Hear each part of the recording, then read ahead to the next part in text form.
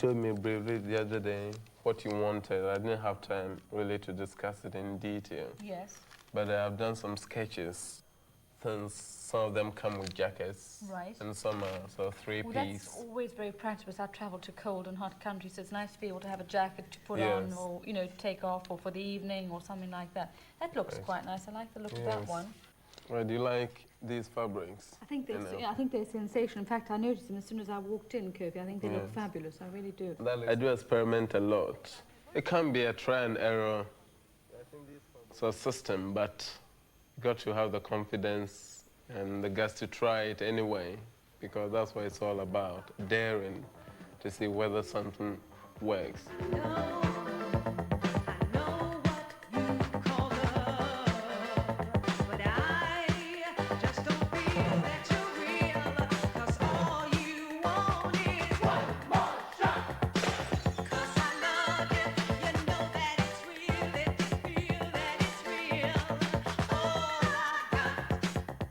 Well, initially, sportswear, as we all know, they were being used for the physical activities, like running and jogging and things like that. But it's become more or less like a relaxed, casual wear. And I thought, well, I'm going to do something which has got a bit more thought behind it, with the fabric a bit better than the current horrible fabrics you see around that people use.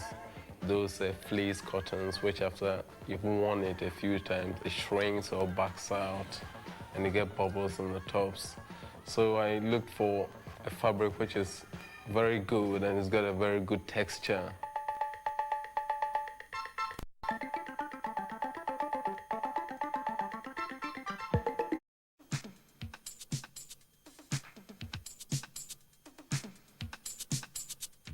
I like dressing my women up so that when they're walking on the street, I mean, they feel good in the clothes that they're wearing. So I usually build sort of tops which look very luxurious and put simple skirts in subdued colors underneath so that, I mean, give them a slim look, you know, which, you know, is so harmonious. It's not too wild. And I use fabrics which are appealing and the colors balance very nicely. So that's my concept of day wear.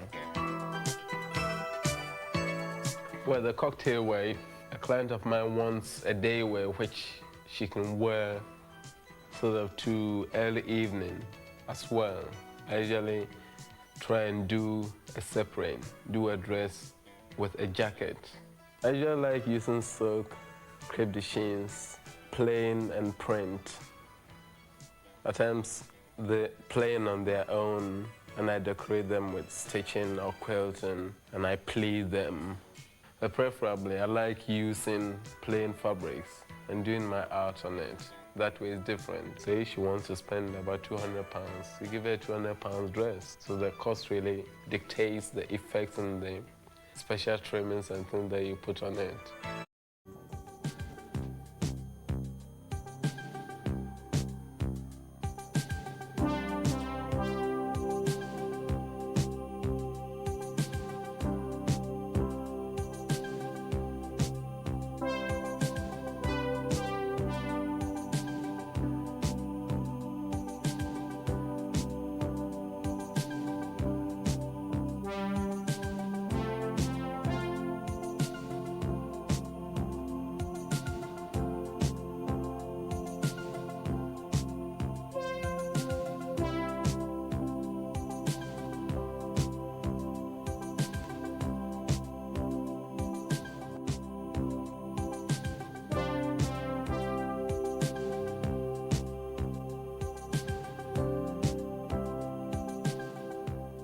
But there are certain effects that I use in the ball gowns that I haven't seen a lot of people use, or I don't think I've seen many people use my effects. For instance, I do an artwork on the bodices of my ball gowns.